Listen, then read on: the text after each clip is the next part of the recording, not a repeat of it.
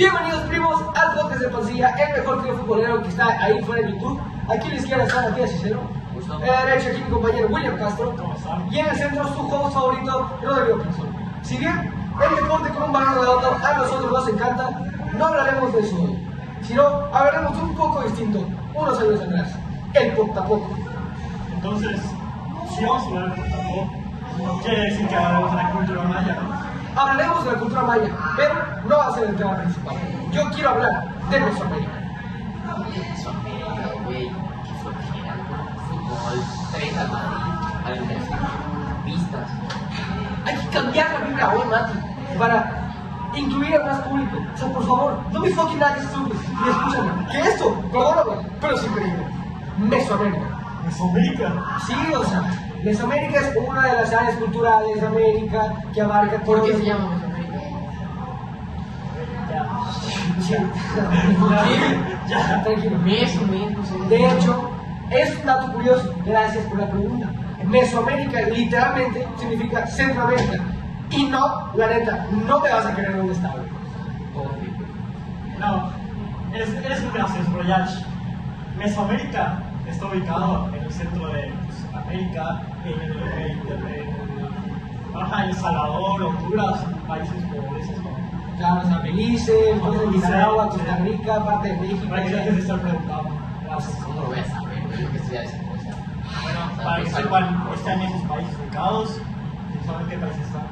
Para los que no llegan. Sí, para los que no escucharon, es El Salvador, Belice, costas de Nicaragua, Costa Rica y parte de nuestra querida nación, México. Así que, por favor, no le fastidies tanto. Sí, La verdad, te estás pasando. Muchísimas preguntas exageran. Bueno, si no sabías, ¿a que no sabías que en Mesoamérica fueron la mayoría de avances matemáticos, incluso con el calendario?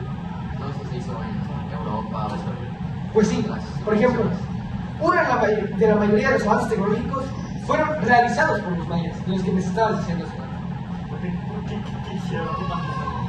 Bueno, o sea, en mates, al menos, lograron calcular toda la duración del año solar. O sea, no tenían los materiales, ¿sabes? Y pues, güey, seguros, o sea, la gente piensa que los mayas no tenían inteligencia, ni los materiales, ni los recursos para hacerlo. Pero perdón, güey, para sacar la duración del año solar, es increíble. O sea, calcularon los ciclos de Venus, güey, de que las estrellas, o sea, Es que hay gente que aún todavía no entiende. Esto sigue sin interesarme, la verdad. no. No es lo mío. Es que hay gente como Mati que no entiende toda la importancia que hizo la cultura maya. Pero bueno, Explícame. no importa, no importa. Hay gente que es ignorante y prefiere escuchar historias en vez de escuchar lo que en realidad sucedió en ese tiempo. ¿Qué te parece, Mati, para que no te aburra tanto? ¿Qué te cuento? ¿Te parece? ¿Han escuchado de alguna ciudad perdida? Pollo, la Atlántida, la ciudad del Dorado. Esta sí la he escuchado. Es justo de la que yo iba a hablar. ¿Neta? O sea, sí te lo prometo. O sea, me leíste la mente. Me leíste la fucking mente. Para los que no saben, El Dorado es una leyenda sobre una ciudad de oro. Una ciudad de oro. ¿Qué es una ciudad de oro, güey? ¿Se No imaginan? hay manera que exista. Para algo es un mito, güey. Puede ser, o sea. Hay gente que se niega a creer todo, pero en ese entonces se creía que existía perdida una ciudad de oro, de que era imaginación de los europeos y de hecho se dice que por eso llegaron aquí a conquistarla. Esta leyenda se asocia con los chicchas que habitaron los Andes en pues las montañas y esas zonas de Colombia. Sí. Aunque no crea que hay gente que se crea eso, Nadie lo cree. Matías ya mejor, ya, va. Nadie lo cree. Va. eso es justo lo que yo iba a decir. Matías dice que hay gente que nadie lo cree, pero de hecho muchas personas emprendieron búsquedas para encontrar esa ciudad de oro y lamentablemente innumerables vidas, daños irreparables y demasiado dinero se buscó, más bien se gastó en la búsqueda de esa ciudad. ¿Y qué creen? Nunca se encontró. De hecho, ¿tú sabes que hay una película que lo explica? Ah, creo que sí la he visto. Cuéntame un poco más. Se llama, la película de hecho se llama como tal El Dorado y trata de Marco y Tulio, que son unos españoles que viven en las calles, les gusta robar, escapar, y en una de esas descubren el mapa, les dan un mapa, ganan una apuesta hacia el camino del Dorado. En la película literal es, o sea, es la historia de cómo Marco y Tulio van recorriendo hasta descubrir el Dorado. Llegan al Dorado. Ya sé cuál es. Sí, ya sabes cuál, ¿no? Sí, la que llegan de que como a una isla, de que se caen en un barco. Ajá, sí. Y de que en la isla los nativos de ahí los proclaman como dioses. Ajá, y sí. ellos siguen fingiendo ser Sí. dioses. Bueno, Ya. en esa película se muestra cómo Hernán Cortés llega a descubrir todo, o sea, se ve como la historia de... Creo que Hernán Cortés los sigue a ellos, ¿no? Sí, Esa búsqueda. sí. Y ya al final descubre el Dorado y... Véanla por favor. Sí, es una muy buena película y de hecho a lo largo del tiempo, como hemos encontrado y bastantes veces la ubicación del Dorado ha cambiado porque no se sabe con certeza, la gente ya lo empezó a comparar con tipo una metáfora para lo inalcanzable y lo extraordinario. Y la verdad es que a mí se me hace muy interesante. Está muy buena la película, la invito. Recomendación de la semana del podcast de Montilla. Sí, es muy buena, pero...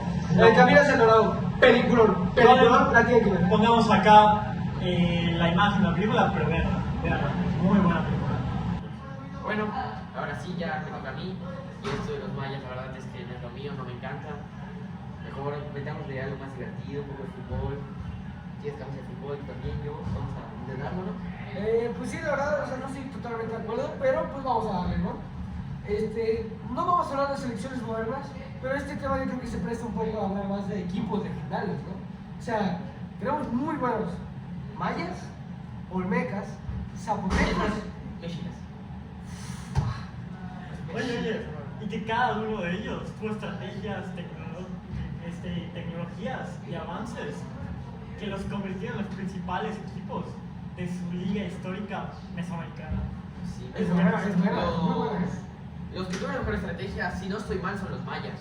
Que como dijo el anterior Rodrigo, Hace un segundo más, Ajá. hace unos momentos. pues sí, Sí. son los que crearon el calendario, lo de las matemáticas, el cero, antes que todas las demás civilizaciones y antes que incluso Europa. Fundamental su aportación a la liga, o sea, sistema numérico, inventaron el concepto del cero, no, brutal.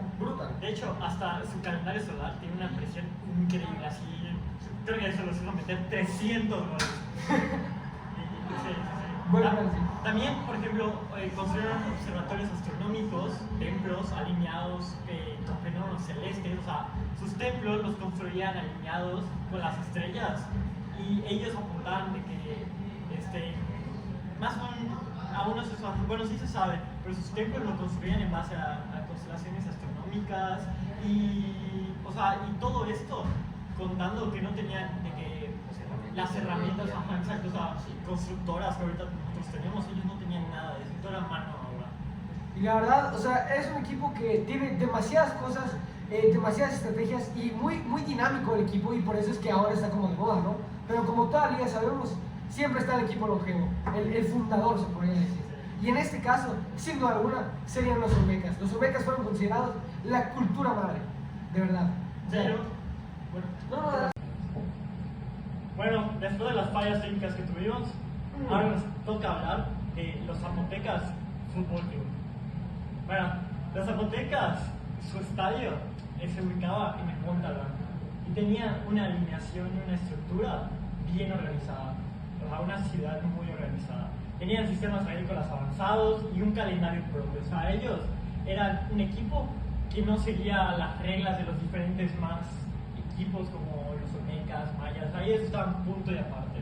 Y eran como el equipo que cuida la línea como del campo, ya sabes. O sea, estaban por aparte de los demás. Bueno, pues ya pasamos al último equipo, uno de los más importantes, no se les olvide, los mexicas, aztecas, que destacaron por su gran adaptación. Crearon las chinampas, que son como unas islas flotantes, donde mantenían a millones de personas, porque las lograron sostener en ciudades como Tenochtitlan. Ellos eran verdaderos estrategas agrícolas. Ellos eran un buen equipo. 100%. Y ahora sí, vamos a hablar de algo divertido que hacían allá en Mesoamérica, del juego de pelota, Octapó.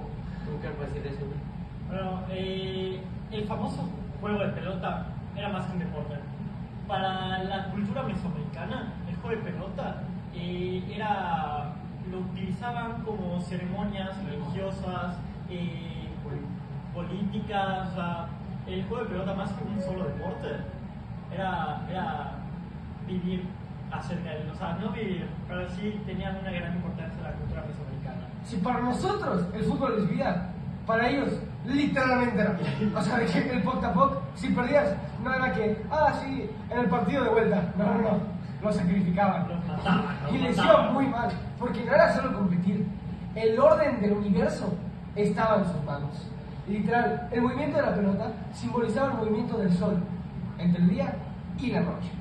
Qué poético, ¿no? Te podría decir que para ellos cada juego era sagrado, prácticamente como un ritual. No era ganar y ganar, o sea, era, por así decirlo, mantener el equilibrio del mundo para ellos.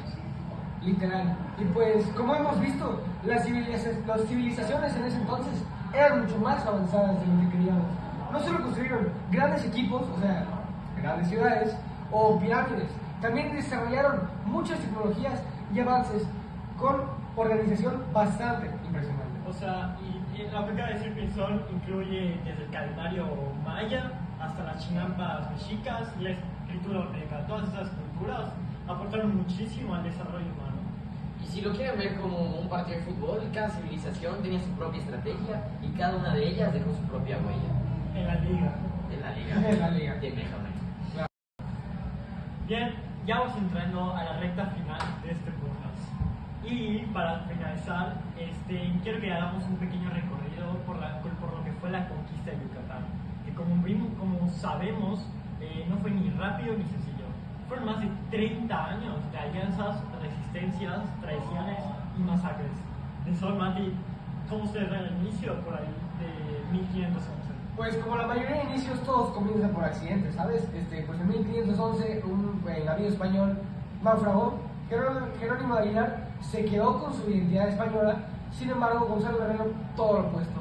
Se hizo una familia en la cultura maya y se convirtió en un hablante del idioma y más tarde combatiría a los españoles. Es lo que demuestra lo complejo que fue todo. Cómo siendo Gonzalo Guerrero, un gran español, de un momento a otro decides irte al equipo rival, por así decir, con los indígenas y volverte un gran general militar desde el otro bando. Bien, y todo esto que acabas de contar fue antes de que los Montejo entren en escena, ¿no? O sea, Francisco Montejo el Adelantado llegó en 1527 con la idea de conquistar la península.